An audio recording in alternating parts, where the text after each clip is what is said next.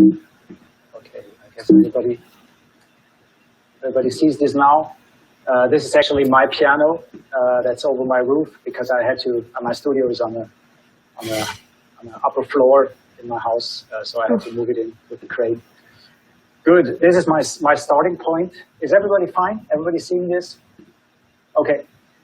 This is my starting point. I'm a pianist, and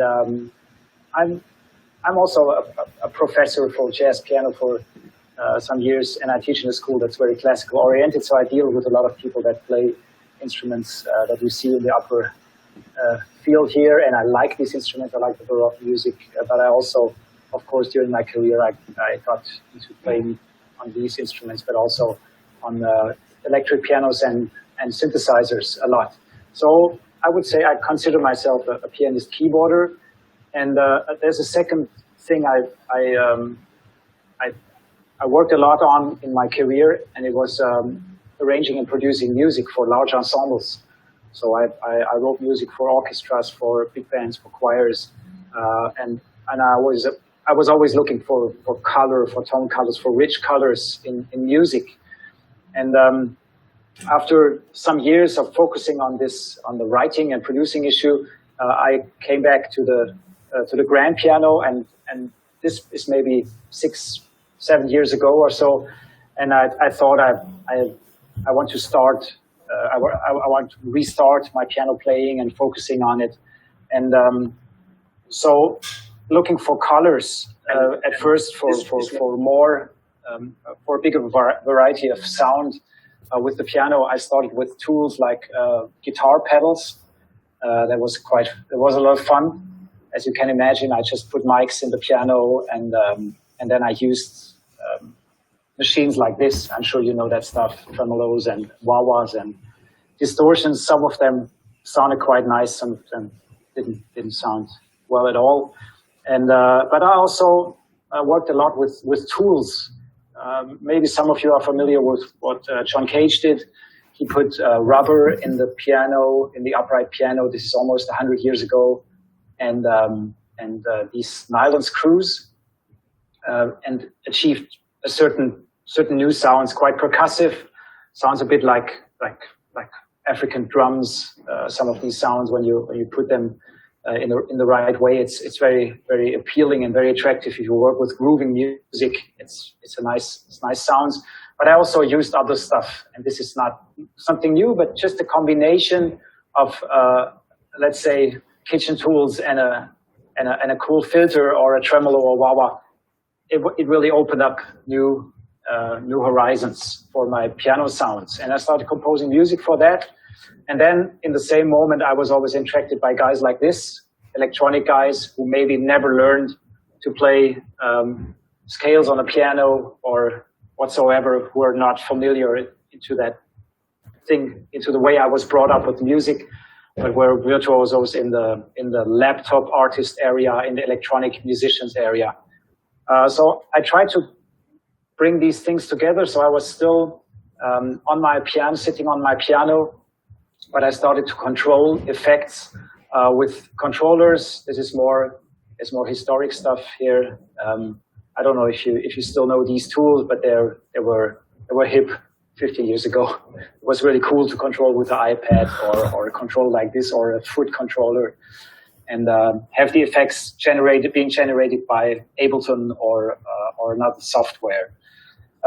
This was a very fruitful period because I was able to compose for settings, and then in the next song switch to the next setting, and have sounds available by just a foot switch or by turning a knob or a fader or so. But of course, as a pianist, it was not so appealing, and also the foot pedals were not really nice to handle for me, because as a guitar player, it works. You can look on your feet, but as a pianist, it's not practical. You miss the right pedal all the time. So there was a moment when a friend of mine in Berlin, who's a composer working for Radial System, which is a contemporary music, a very important spot for that. He was offered the Mimo block somehow, I think through Chagall or Adam, I don't remember. Fabian Rutz is his name, and they tried it. They tried them there in the Radialsystem, but somehow it was not the right moment for them. But he said, man, this is something for you. So very easy setup. Here, I moved all my controlling surfaces to the gloves and stick with playing the piano, making my effects here and controlling them just with various hand movements. I think you're all familiar with that. But for me, it was a major step. I was freed of having to leave the piano keys at first because I could do really slight finger movements while playing the piano, or at least lift the hand a little bit or turn it a little bit to achieve something, and not looking for a fader on top of the piano or for a touch screen. And the second thing, and this is something I discovered a lot later, you might say I wasted a lot of time putting a lot of controlling functions into the gloves, into every finger, into every little movement. But then I discovered that the possibility of inventing a movement connected to a sound, or connecting sound to movement, to a certain movement that makes sense, that was the most wonderful exploration I did. And I used to conduct my big ensemble music. So I'm a conductor too, so I was very used to waving hands in the air and achieve a sound with doing something in the air with my hands. So this came together after a while, but I'm talking here in a time frame of 2 years or so after I really found a way to make these gloves more musical and more choreographic, I would say. The next step, and I think this is 2017, we got a great chance. Here's parts of my team. We set up in a great place in Karlsruhe, in South Germany.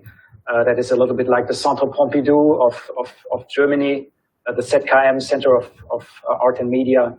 And we were offered the studio there for 2 weeks, and we set up 2 pianos because I wanted to keep work with this preparation. So this is the beast, and this is the beauty. It's two grand pianos with different functions. And as you can see, we worked out some routing issues. It was very challenging to do this at first. And this is a new piano created here. The visual immediately. So I started to work with a designer called Pietro, a guy from Italy, and he created these clouds that you see here. So we hung them up, and we immediately worked not only on an audio connection for the elements, but also a visual connection. This is what we see later. I prepared some songs in settings where I sound in the time the visual is controlled, and of course it was because it had to be, it was very, very challenging to find with movements which is organic. So and here you see the moment when the light was on. So this is 3 years ago in the ZKM studio. My first piano setup. This was my first live show in the city where I live, in Freiburg. And I was playing very seriously.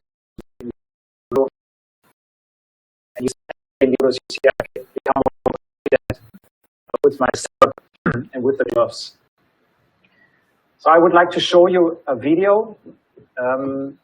Please raise your hand if you cannot hear the sound. This is from last year. Now I jump in my Pyanook history. 2 years later, I got a record contract with a label from Berlin, Neue Meister, and I worked with orchestras, with Pyanook. There was a lot going on, but for this record release, I decided to record this in a place in Italy. As you see, my project has a lot to do with Italian collaborators. And we worked in this opera, this old theater, this old opera theater in Ascoli Piceno. Yeah. And there's one track where I think it's nice to see the relation between my movements, between the glove movements and the sound. If you watch my left hand, you will hear that I have 3 chords available for the hand up and the hand in the mid, just forwarded, and the hand down, my left hand down, forwarded and up. One track represents 3 different chords. My right hand allows me to morph these chords with various effects, and the right hand also morphs the image. So if you watch the film, I hope it comes out clearly. If I, let's say, distort the sound of these chords, you will see a distortion in the image. If I make it soft, you will see the image is softened of these visuals that Pietro Cadarelli has created. And I'm sure you know the song. It's a Radiohead song, Everything is Right Place. So this is the first introduction how this project looked a year ago.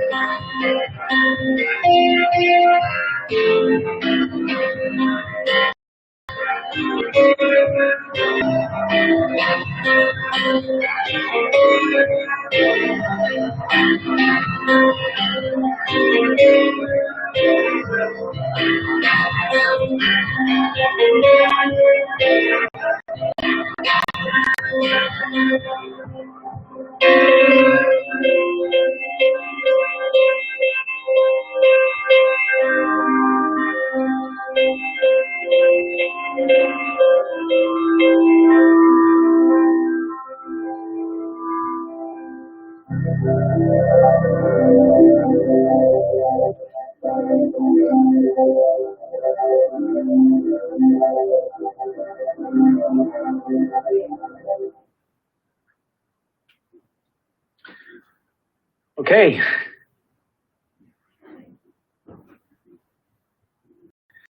That was awesome, Ralf. We were muted. I'm used to it. I'm live streaming since 4 weeks. It's something you get really used to, that you, and the piece you Yeah. Fantastic. So that's a basic introduction. I mean, I'm sure you know a lot. I love users, so you know a lot more, recognize all the details. You know, when I move chords up and down, I have different pictures associated with sound variations of them. But I have a question if I can. yeah. It's just really thinking about as a pianist, and also as someone who's so like, is it restricted? You play the piano with the last song? Does it change the way you play the piano? Like how do those two things interact? Does it create it must be a different beast to play the piano for you with not. Yeah, absolutely. I would say if we just talk about technique and virtuosity, you have a certain limit. I would say at 85 or 90% of your velocity, you know, it's limited to that. But over the years, I got so used to it. I mean, I'm using them now quite a lot. And in the beginning, I was always quite happy. There was a moment in the concert, you know, I get rid of them, and it was always a good moment. Or without the gloves, I realized they become more and more attached to it. And I really enjoy putting them on when I practice. A lot here in my studio, and I really regular. I work a lot with them. It was not something that was really distracting me, or I was not uncomfortable with them. But over the years, you need to get. And this is a question, I guess. But so you mentioned John Cage at the beginning. You sort of prepared pianos, obviously, that he was doing about 2 years ago. So you what you're doing now is extremely prepared piano. Like, is the piano at the center of it? And all of these things are built around this extension, or is the piano now just one part of a much greater whole in what you're doing? How do you view it? I think the piano as the base is the ground floor of the whole thing. It was also my claim at the beginning that all the sounds that you hear in the bass drum was the piano trick at the beginning of I EQ like crazy, so it became a bass drum. I was trying to keep it somehow within a certain area where it's still a piano project. It's a piano recital of the modern age. So I think everything comes on top of the sound of the basic natural sound of the piano. So this is the basis for myself. I think John Cage was a great inspiration for that, because he did unexpected things with the piano. And I think it's kind of the same here. I mean, when I tell people I play with the keys, if you tell this to a classical pianist, they think I'm crazy.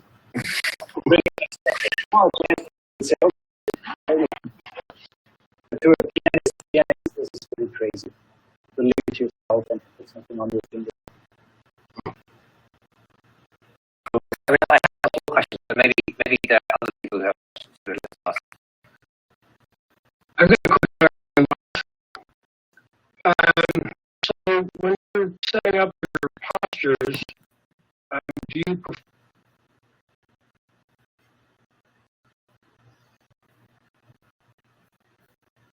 triggering? In other words, some things are going to modify the sounds or they're going to generate sounds. But if you prefer controls, such as anything to do with sequencing,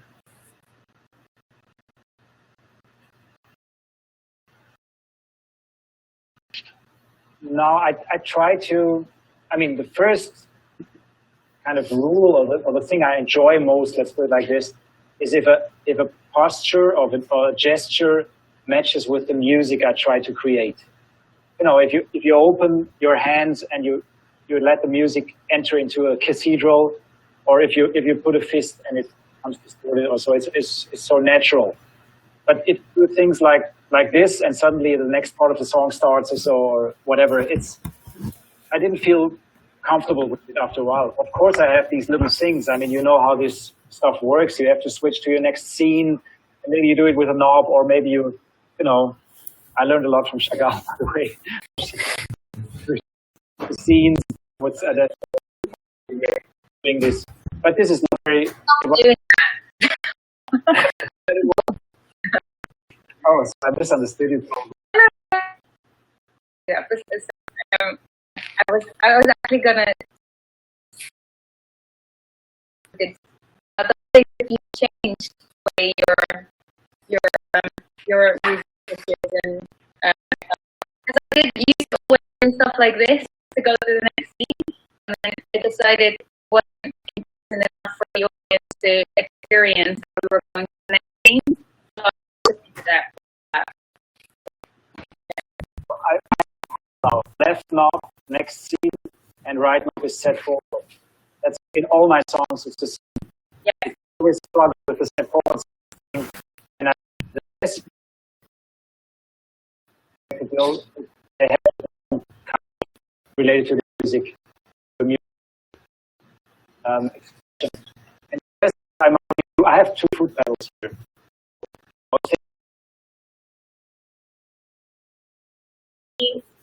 Suggestions that you have to someone that's new with the gloves, ways to get comfortable, or any techniques, any wisdom to offer?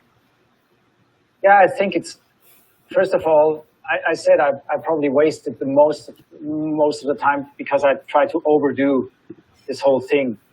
I think it's very, very smart, or maybe not smart, but I think it creates a certain musical freedom if you limit your song to a certain number of gestures. And I would say 3 to 5 is okay.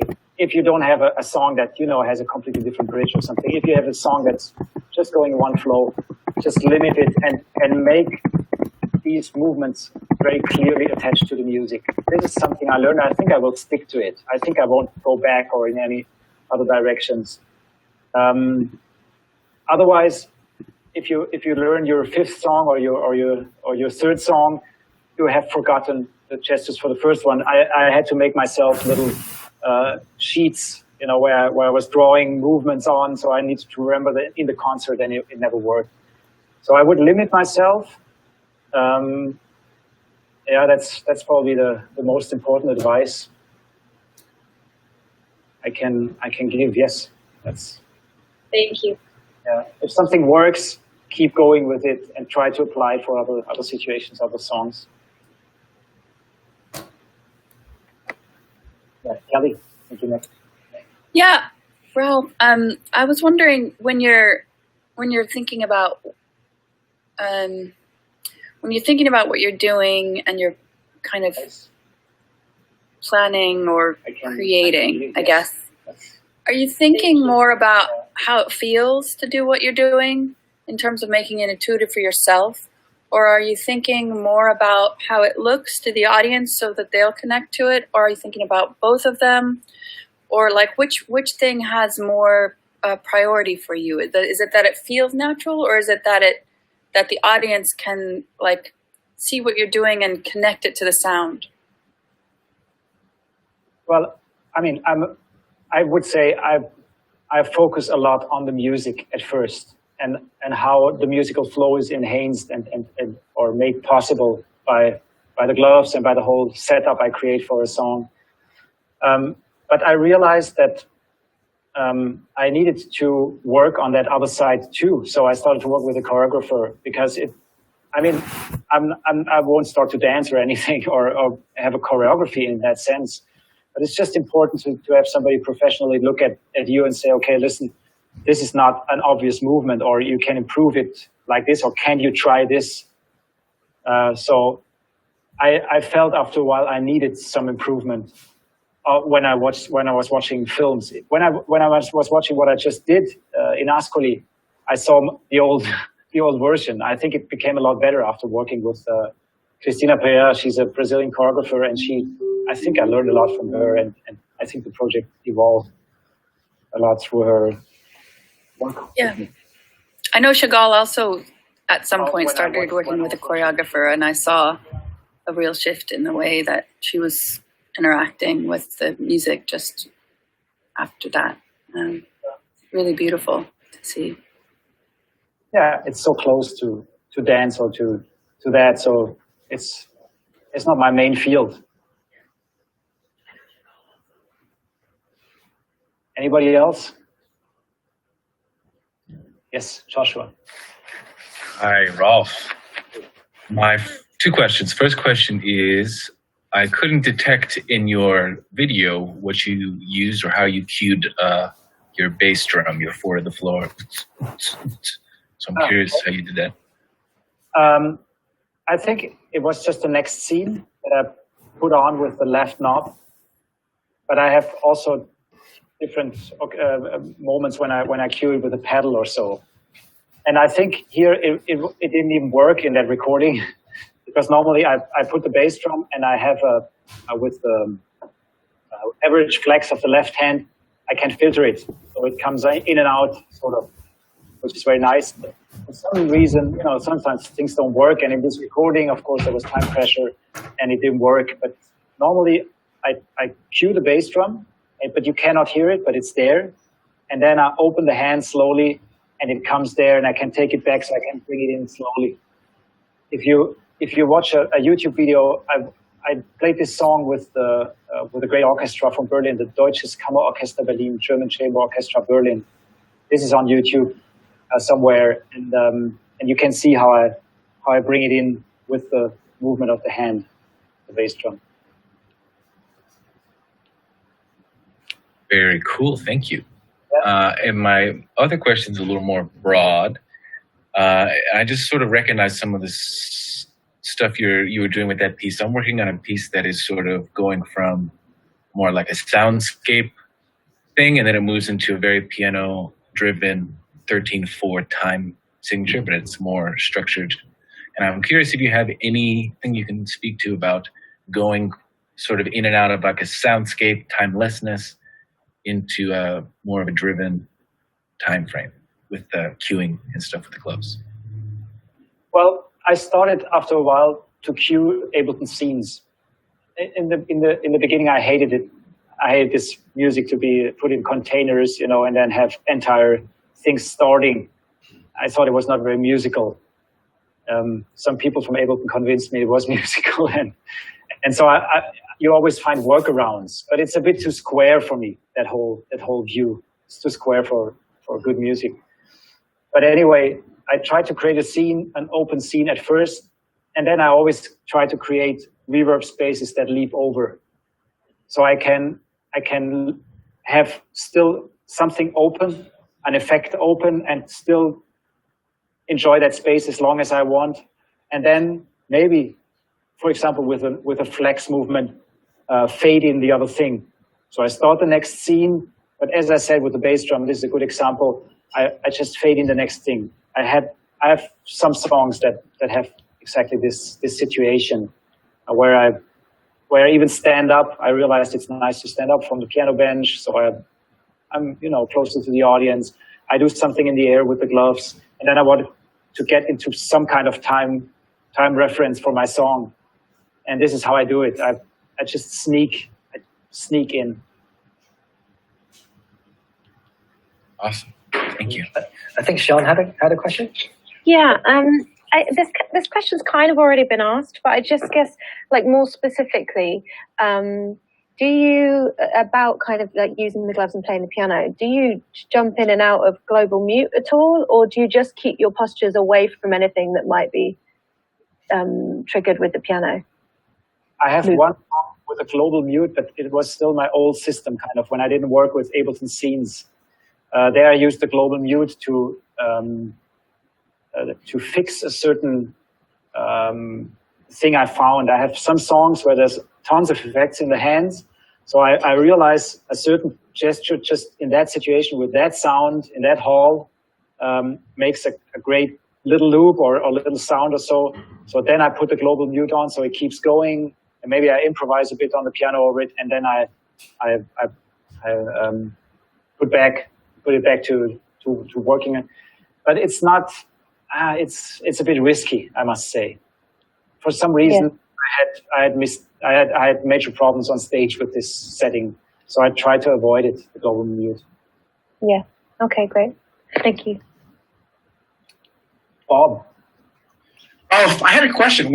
Since you are trained as a conductor, and for example, when you're working with groups like the Deutsches Kammerorchester Berlin and such, have you ever been tempted to also use the gloves to manipulate sounds of the players in the ensemble? Or is that anything you've done or contemplated? Yeah, of course, this is kind of a next step thing. I mean, with an orchestra, it's really complicated to do that because you need to mic them. You have to have a great sound engineer / electronic musician that's really working with you on a working setup. But I worked on this with small ensembles. For example, I worked with a beatboxer lately, and I morphed the stuff he did with the gloves. And also in a trio situation with 2 musicians, we tried things like this. But it's kind of something I'm developing, but I haven't done in public. But with a big ensemble, with a large ensemble, or a chamber orchestra, I would consider a large ensemble, 20 people or so. It's really challenging to do that.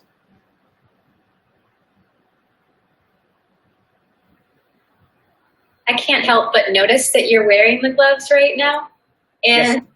Kind of was curious if you had something planned to show us something new. And my question before that, though, is I'm actually really considering using the gloves to live stream and trying to think through all the technical implications of that. Do you have any guidance? Yes, you need a second computer. I wasted a week in trying to do everything in a box. And just an hour ago or 2 hours ago, Kelly helped me setting up my computer so I could use the MIMO Wi-Fi network and at the same time have an Ethernet connection to Zoom with you. I haven't managed that before, but she helped me. So thanks, Kelly, for doing that. Yes, indeed, I prepared something, and I think the sound is not great, but I didn't know how detailed this talk would become, how much you want to see of an Ableton setup or a Glover setup or so. But I have a song there that I could just share the screen and show you a little bit how I go through that song. Is that okay? I love that.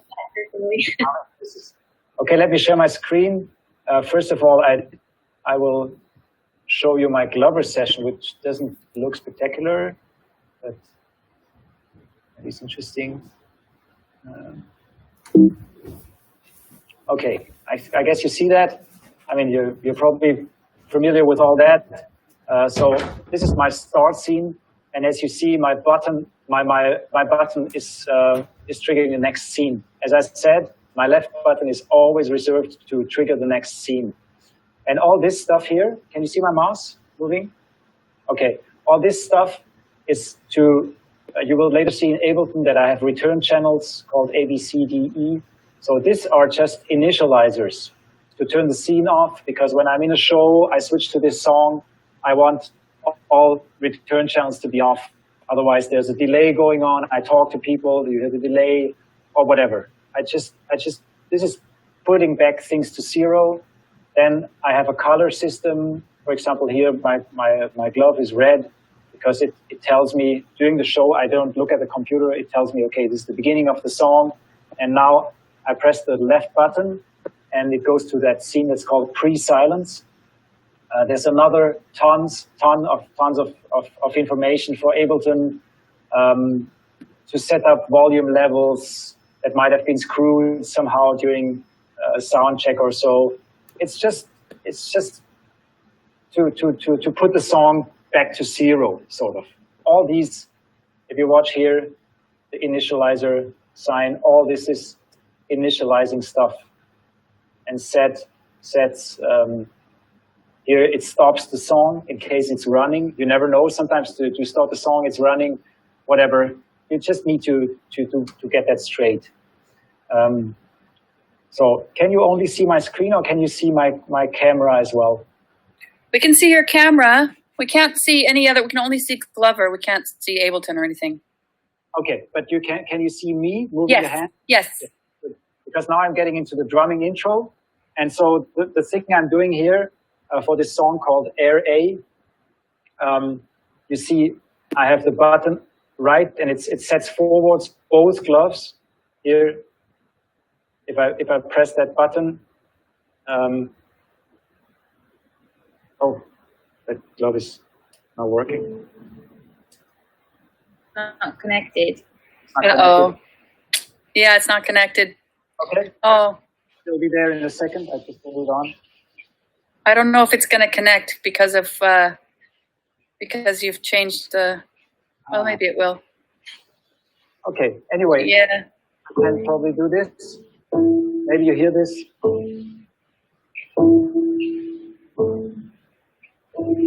Okay. I have these two sounds programmed to a drum hit, left hand. You see, working here, and it triggers something in Ableton. I'll show you the Ableton session later. It triggers the glove, like it's great, and I can name that stuff. So if I rework things, I can just go back here and see what I'm triggering. This is another important advice. Put names on stuff, otherwise you get crazy. Okay, you know what I'm talking about. Otherwise, the sessions get too crazy. If you have several songs in your repertoire, you will never manage to know what you did. Then I have this drum hit here with the gloves up.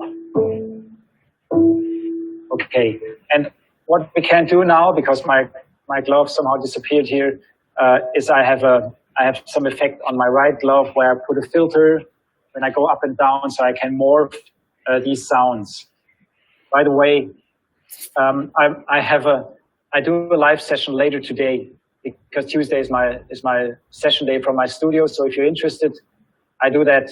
I'm talking London time now. 7:45. I'm live on Instagram on my channel, and at 8 I'm live on Facebook and YouTube on my channels.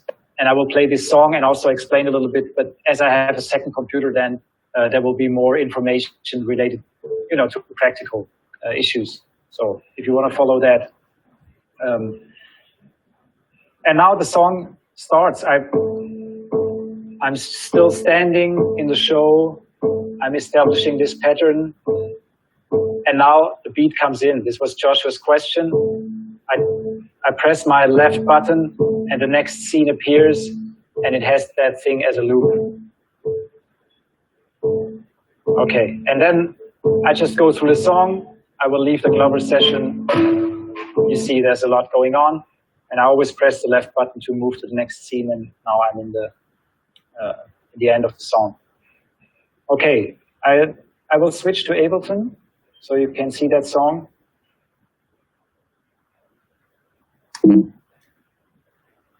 Okay, here I am. So you see the scenes have the same names. Okay, important. If you remember, my first scene in Glover was called Start. It's called Start here. I press the left button and I switch to pre-silence. So things are very clear. And if I don't play for 4 weeks, if I have other projects going on, I will return to that song.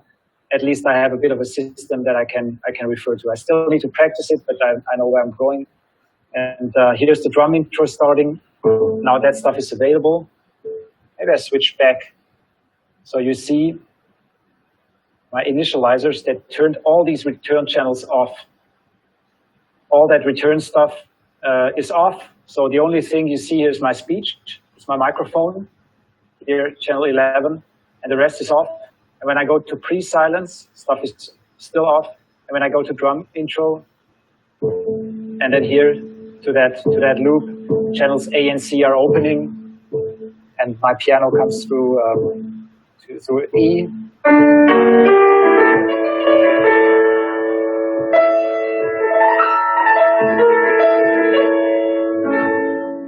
And then the next scene comes, and more channels open, because there's going to be a certain effect.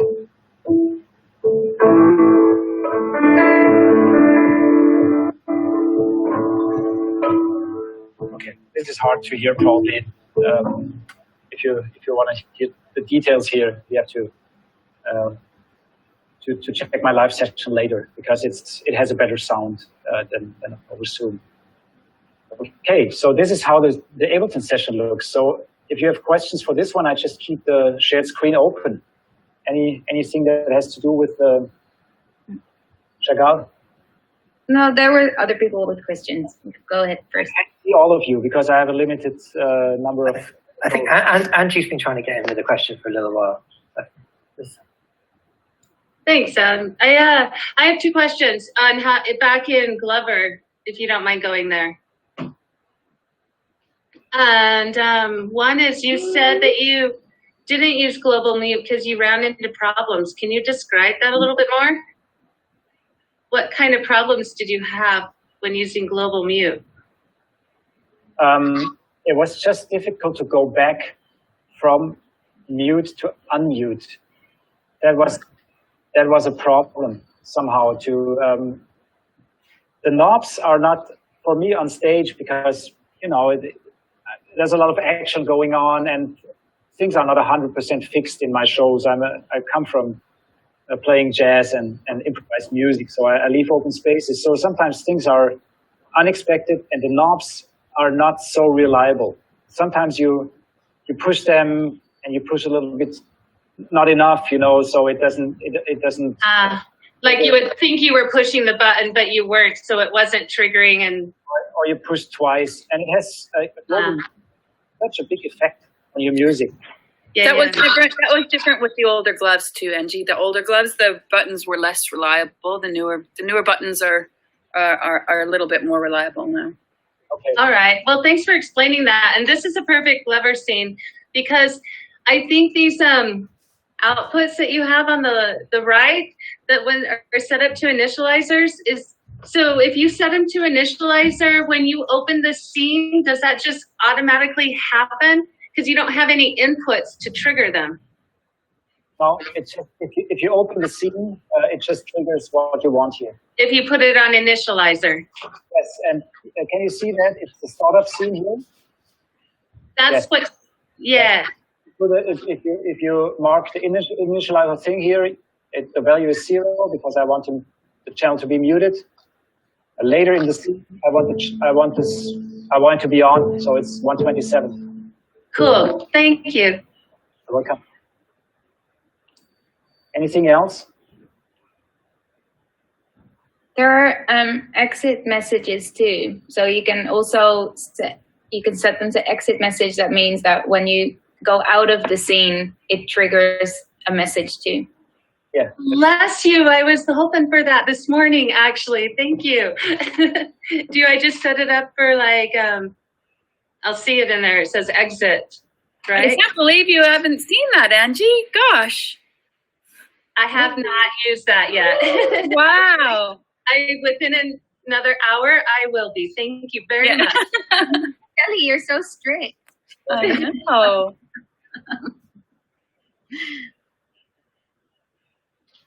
I actually have a question. Yes. So So you have a different Ableton project for every song. Yes. So how do you switch in your set? How do you switch between the different tracks? That's the magic trick I show you. This cost me a while. Love magic. This is a world exclusive. Can you see this? Can you see this? Load set simple. Do you know that one? Nope. Is it a max patch? Yes, it's very nice. You can just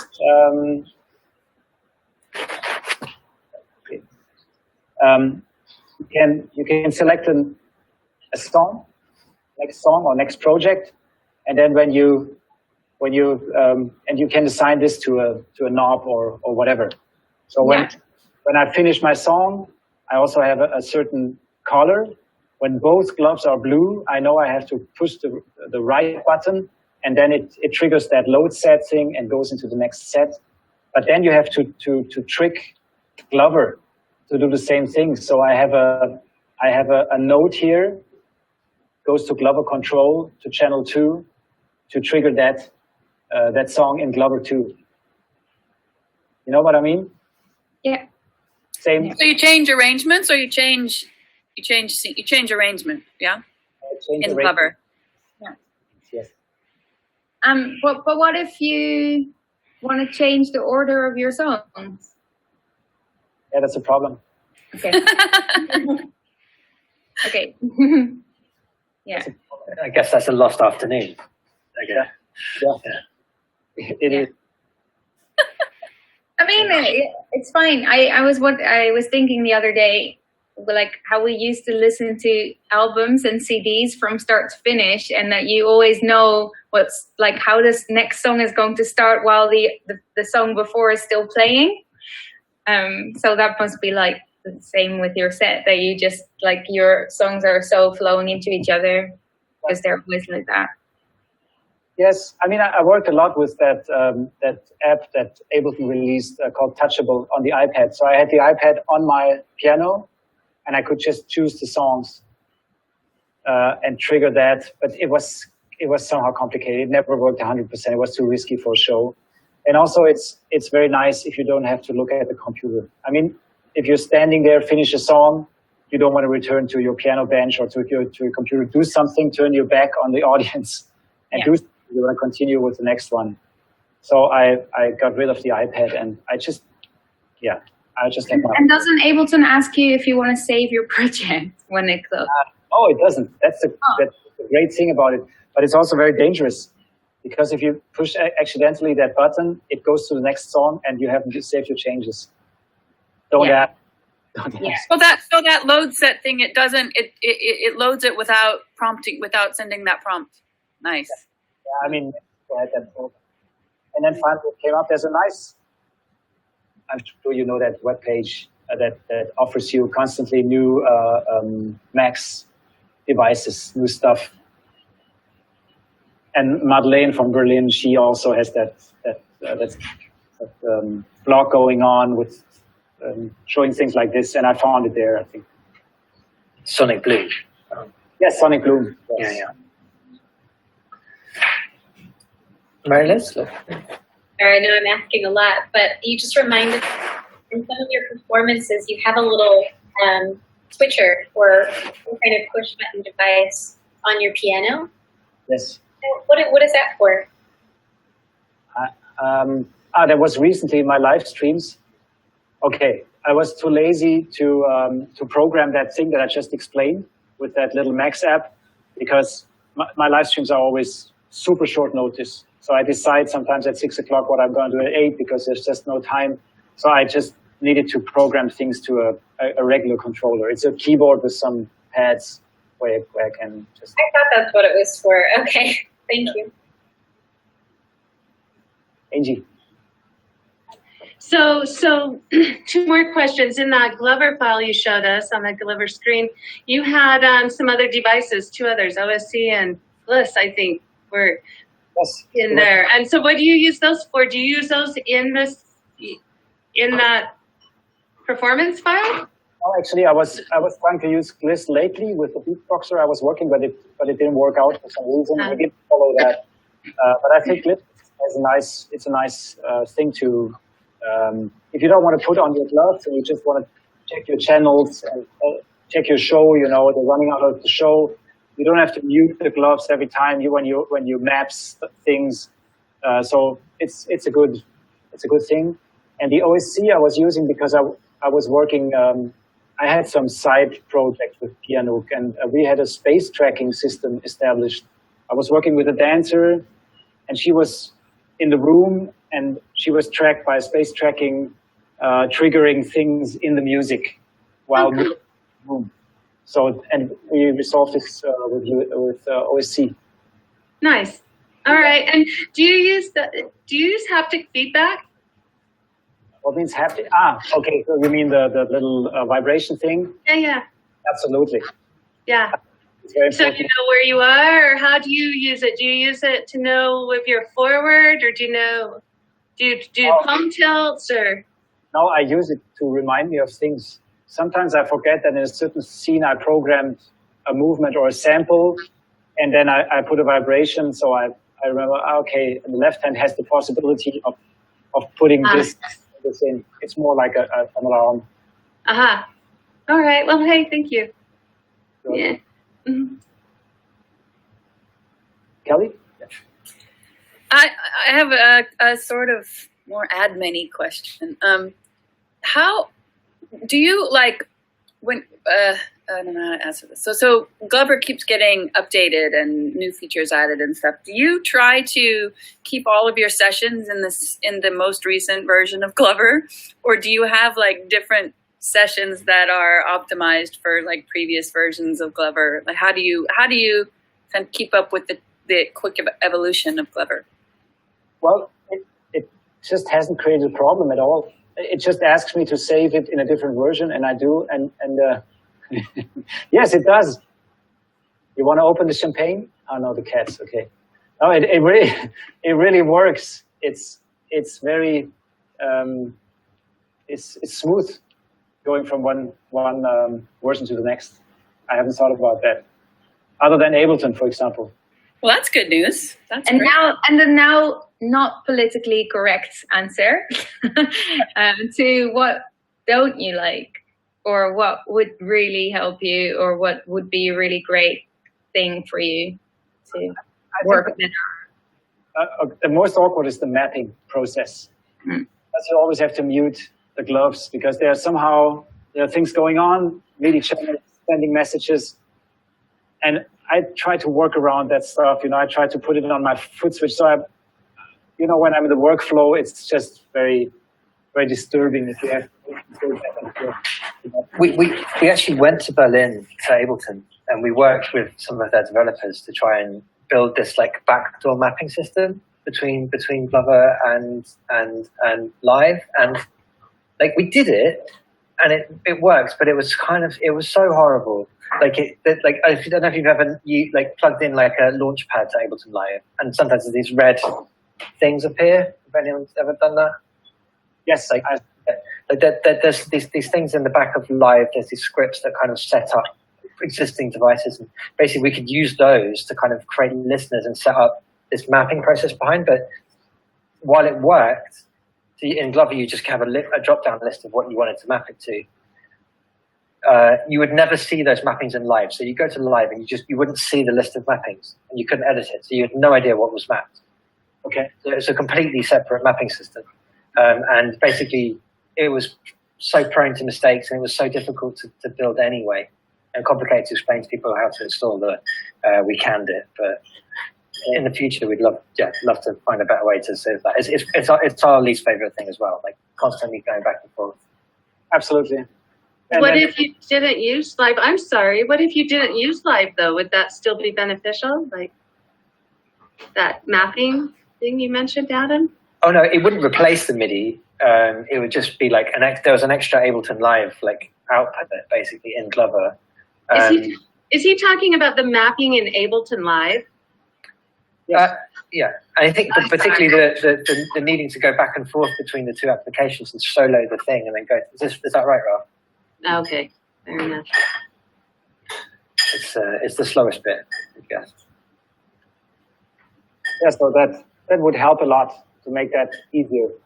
It's just, and you start making mistakes, you start overwriting existing mappings because you forgot to mute, and it's a bit embarrassing.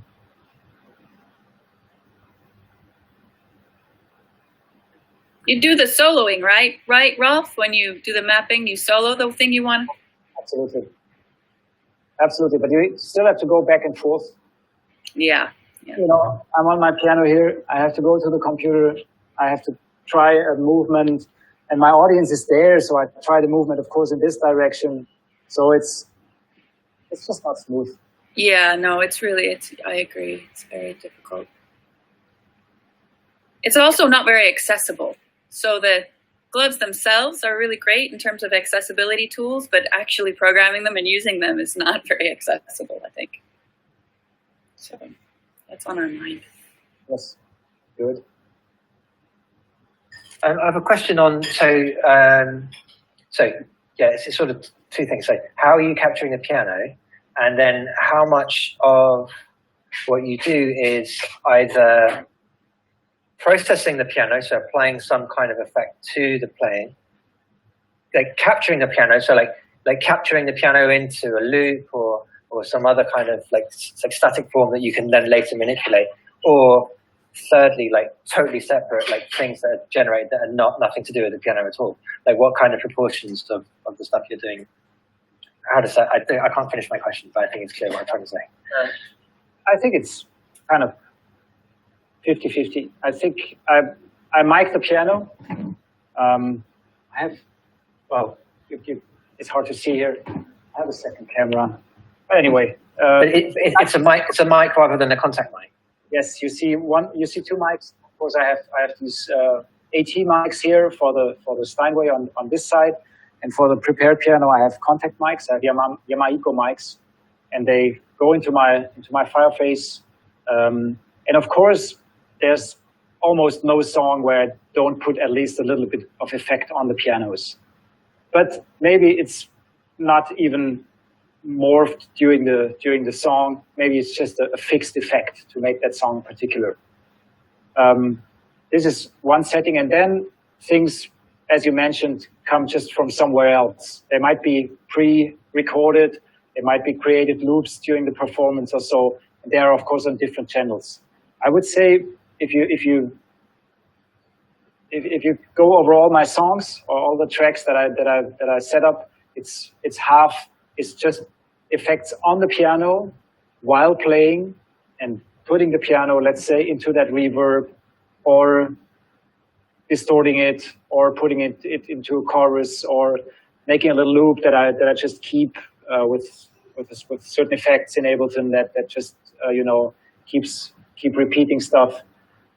This is from the initial playing, and the rest, the other 50% is just pre-programmed stuff that starts the moment I trigger the scene. Cool, awesome. Well, I mean, I'm aware because you're. When do you need to leave, Ralf, to prepare for your live stream? Honestly, in 5 minutes. In 5 minutes, okay. I arrange my setting here, and in a good half hour, at 1:45, I have to start on Instagram, and then at 9 o'clock our time, which is 8 o'clock London time, I start on Facebook and YouTube. Okay, awesome. And so maybe if we have time for like one more, like what the world's most burning question, and then we can wrap up. It's like I think Josh claimed it. Who invented COVID-19?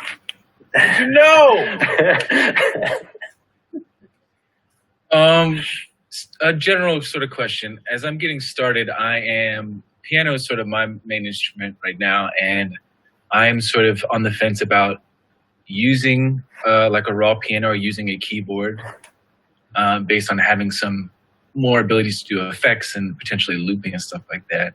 I'm sure you've played around with both quite a bit. I'm curious if you have any advice about that, like which way to lean. What were your thoughts?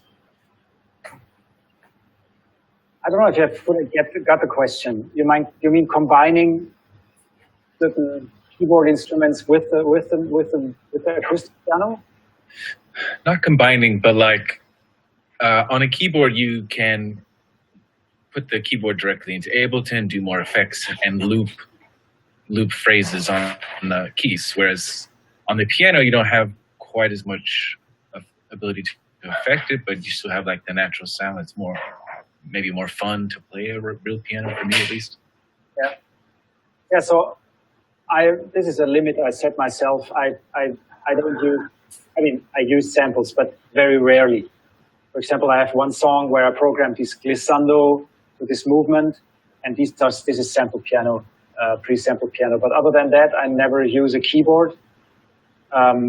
Maybe to program a drum groove or something for this project, because it's just, yeah. I want to keep this a piano project. This is an acoustic piano project with something on top. That's why I don't use samples or any kind of keyboard acoustic piano sounds.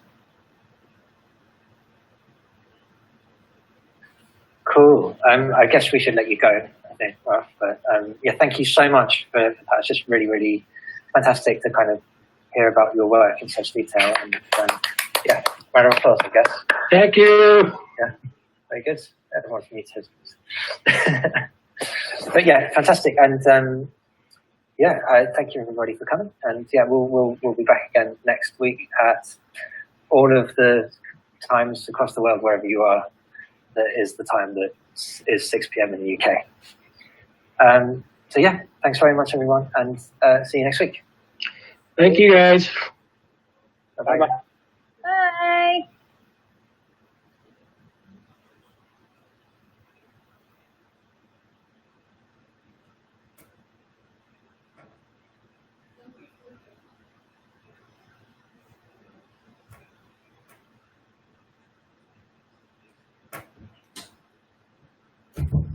Thanks very much, everyone, and see you next week. Thank you, guys. Bye-bye. Bye.